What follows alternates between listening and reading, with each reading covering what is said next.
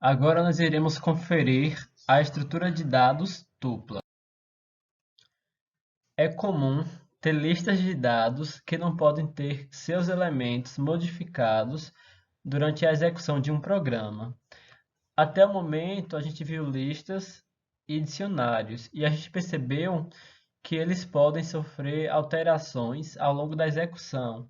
Então, que tipo de estrutura a gente poderia utilizar para alcançar esse objetivo, ou seja, de não permitir que seja alterado? Bem, vocês irão perceber que o tipo da estrutura que a gente pode utilizar são as tuplas. As tuplas, elas são similares às listas, porque vale a indexação, como a gente já viu, mas seus elementos não podem ser modificados, ou seja, a gente pode dizer que a tupla é um tipo de dado imutável. Ou seja, tuplas são muito úteis para empacotar dados. Então, essa é uma das principais utilidades que a tupla tem. Então, por exemplo, se uma função precisa retornar dois valores, basta empacotá-los em uma tupla. E como a tupla é imutável, você vai garantir que esses valores não serão alterados. Bem, operações com tuplas de empacotamento e desempacotamento são bem simples e vocês irão perceber como eles podem ser úteis em determinados contextos. Mas como é que eu poderia criar uma tupla? Os dados são agrupados por parênteses e separados por vírgulas. Então, é a partir dessa maneira que a gente cria as tuplas. Quando a gente falou de listas, vocês perceberam que elas são criadas a partir de colchetes, enquanto os dicionários são criados a partir de chaves. No caso das tuplas, elas são criadas a partir de parênteses. Então vamos, por exemplo, criar um vetor no domínio R3 como uma tupla. Para isso eu defino um nome para essa tupla e logo em seguida eu indico os valores dessa tupla, que nesse caso são 2, 3 e 7. Printando essa tupla, eu tenho que esses valores são exibidos, então indicando que a tupla com esses valores foi de fato criada. Eu posso criar também uma tupla para guardar quantias em diferentes moedas. Então, eu posso criar uma tupla que guarde um valor em reais, por exemplo, outra tupla que guarde em valor do dólar norte-americano, ou até mesmo que guarde em dólar, nesse caso, em dólar canadense.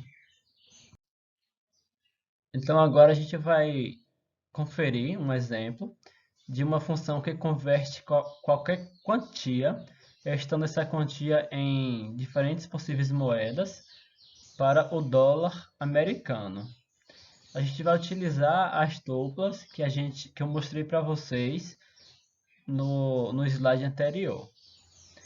Então, inicialmente, eu defino uma função e atribuo o nome dela converte para dólar.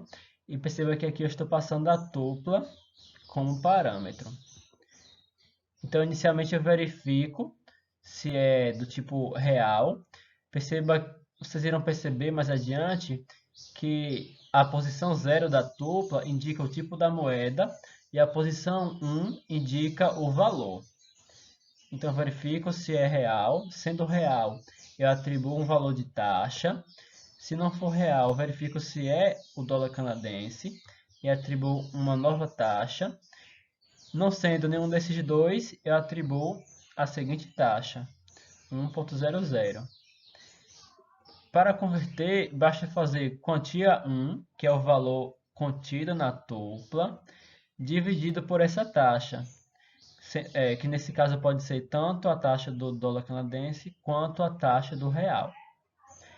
Então, eu retorno agora o dinheiro como uma tupla, utilizando o valor correspondente em dólar. Então, na primeira posição eu indico o tipo da moeda e na segunda eu indico o valor já convertido. Então, no programa principal, a gente vai ter o seguinte, mas antes percebam que eu tenho o comando de return para retornar a tupla que será exibida no programa principal. No programa principal, eu tenho a primeira tupla chamada de A, que está em reais, e a segunda tupla chamada B, que está em dólar canadense. Então, para fazer a conversão, eu chamo a função converte para dólar. Nesse primeiro caso, eu passo a tupla A e perceba que eu estou fazendo essa chamada dentro do print. Então, no retorno, esse valor retornado, ele já vai ser printado para o usuário, ou seja, vai ser exibido. E depois eu posso também fazer a conversão utilizando a tupla B. Bem, na aula de hoje foi isso. Eu espero que vocês tenham entendido. Na próxima, a gente vai aprender um pouco sobre arquivos em Python. E vocês perceberão o quanto são utilizados e o quanto são úteis em diversos contextos.